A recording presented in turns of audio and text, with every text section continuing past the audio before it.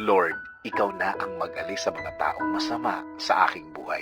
Panginoon, una sa lahat, salamat sa laging pag-aalaga mo sa akin. Salamat sa pagmamahal mo sa akin. Salamat sa laging sagot sa aking mga pangangailangan at kapayapaan sa buhay ko. Panginoon, alam ko pong hindi naman perpekto ang mundong ito. Hindi lahat ay kaya kong i-please. Hindi lahat ay oo sa aking mga sinasabi. At Panginoon, alam ko din na hindi ako perpektong tao. Minsan may mga nasasaktan ako along the way sa mga words ko, sa mga ginagawa ko, or every time I voice out my opinion. Alam ko somehow, Lord, may mga nasasaktan ako nang hindi ko sinasadya. Lord, humihingi po ako ng kapatawaran. Forgive me because sometimes I cannot control my words and my works, Lord. Kahit na ang mga taong hindi dapat saktan ay nasasaktan ko sa aking mga salita. Forgive me, forgive me, forgive me, Lord. Kaya sa mga ganitong mga moments, Lord, hindi ko kontrol ang mga reaksyon nila. Hindi ko alam kung ano ang nasa isip nila.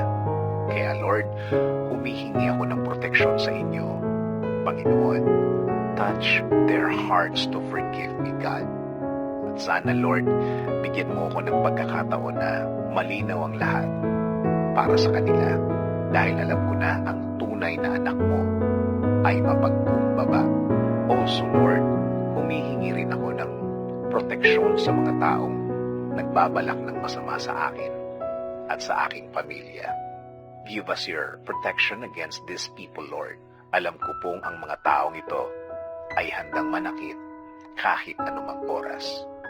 Huwag niyo po silang hayaang magtagumpay na makapanakit sa amin, Panginoon.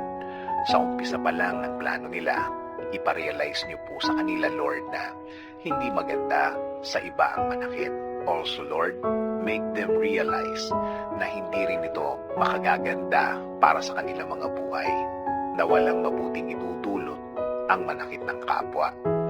Panginoon, patuloy po kaming nakafocus sa inyong proteksyon at pagmamahal sa amin, na alam namin na hindi mo hahayaan na kami saktan nila, na hindi nyo sila hahayaang maging tagumpay sa intensyon nilang masama. Thank you, Lord, for everything. Thank you, Lord, for the love and faithfulness. This is our prayer. In Jesus' name, Amen. Sabi nga sa Isaiah 54:17, no weapon forged against you will prevail, and you will refute every tongue that accuses you. This is the heritage of the servants of the Lord, and this is their vindication from me, declares the Lord.